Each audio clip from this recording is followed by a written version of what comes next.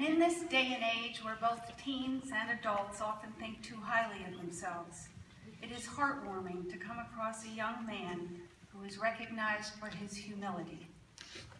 Isaac's teachers know full well how intelligent he is, but when asked about him, they speak mostly about the constant level of respect and kindness he affords others. Isaac is the student who genuinely listens to his classmates, who plays basketball hard and fast, who excels without bragging, and who, in short, made our classrooms more wholesome. His academic accomplishments have earned him the Henry Wilson Howell Award and have landed him a place at Vanderbilt in the fall, and we wish him well.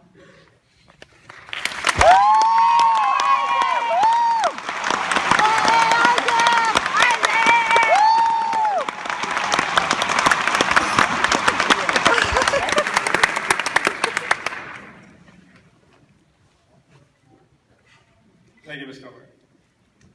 From as early as I can remember, I carried Mimi.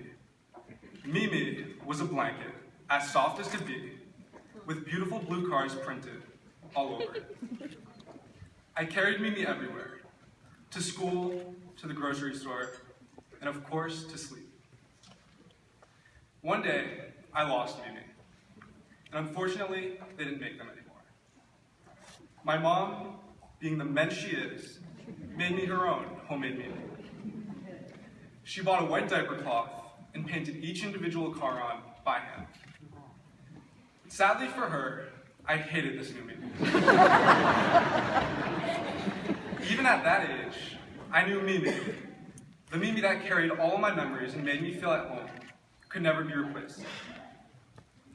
Then in around first grade, I got Beethoven, a St. Bernard stuffed animal that I still sleep with to this day. Although he still travels to my grandparents' house, he remains mostly on my bed, and I still get a great deal of comfort from his familiarity. He's the repository of all my memories from ages 8 to 18, and there would be no replacing him. The other day, my mom asked me if I'd be taking him to college, and I said no. She was surprised. Wouldn't I want that comfort? Wouldn't I want that continuity? Now is the time we have to decide what it is we want to take with us and what we want to leave behind. It was the same thing when we left Columbia Grammar and entered Columbia Prep. I initially felt lost, uncertain, and even scared. Many of us had been together since kindergarten, and as we entered high school, we would have preferred to stay with that same small group of friends we had been with for so long. We wanted to hold on to Mimi forever. But as I know from my mom's fabricated Mimi, you can't replicate Mimi. You can't replicate the past. The transition to high school was tough at first, when we had to step out of our comfort zone and move on from Mimi to Beethoven in stuffed animal terms. We were all nervous. Every day we dressed to impress and felt intimidated by the kids who seemed smarter or more socially sophisticated than us. We made tentative moves towards friendships without really putting ourselves out there. But then it got better. We started coming together as a grade, from playing laser tag on the college trip, to going crazy in blackout, to filling out our school theater for our productions. We've all let down our walls and have found common ground with people whom we never would have considered freshman year. As we graduate today, we once again have to move on from our comfort zone that took so much effort to earn. And I, of course, have to move on from Beethoven and find something new. But that's a good thing, because some of my fondest memories from CGPS have been from when I stepped outside of my comfort zone, sometimes in ridiculous ways. In 6th grade, my friend Andy and I were at a school dance. We saw two lovely ladies dancing on their own, just waiting for us to come and show them our moves. We had a plan. I was to lead, and Andy was to follow. But as the prepubescent boy I was, I got scared.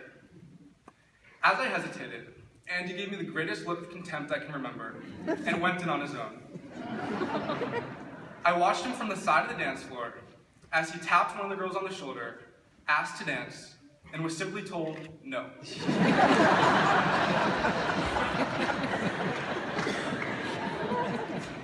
stormed off to the bathroom. I was laughing hysterically, and Andy was as red as a tomato. He hauled off and he slapped me. You better go in there and you better get rejected, he told me. So I did. I walked over like a doofus, asked to dance just as Andy had done, and was flatly turned down. That's when I learned that not going outside your comfort zone gets you nowhere. And going outside your comfort zone, too, sometimes gets you nowhere. At that moment, I had to really let myself be vulnerable. Not because I thought I would find the girl of my dreams, but because I had to show my best friend that I cared.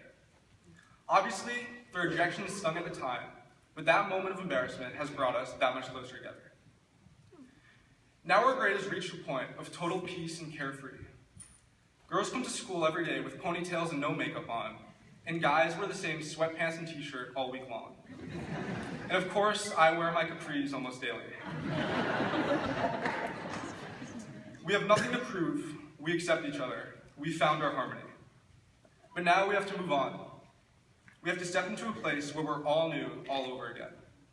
We have to ditch our comfort at Columbia for discomfort at our college. Once again, we've come to a time where we have to decide what we want to leave behind and what we want to take with us. If we could just replicate our successes and our perfect friendships, and even our ongoing feuds that now seem weirdly friendly, this transition would be no big deal. But that transition would also be useless. Going from one comfort zone to another can't help us grow.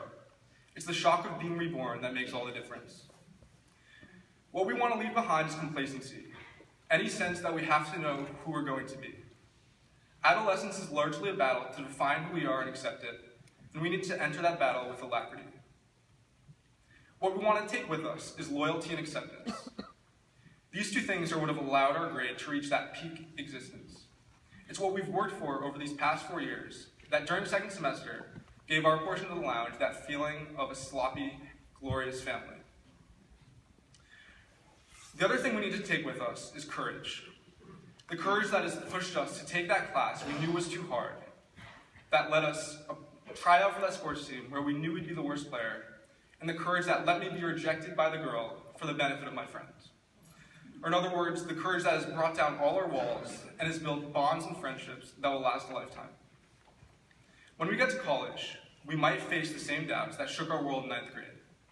We might feel that we need to define ourselves right away, but we don't. We have to take with us the knowledge that we've lived with discomfort before and can do it again.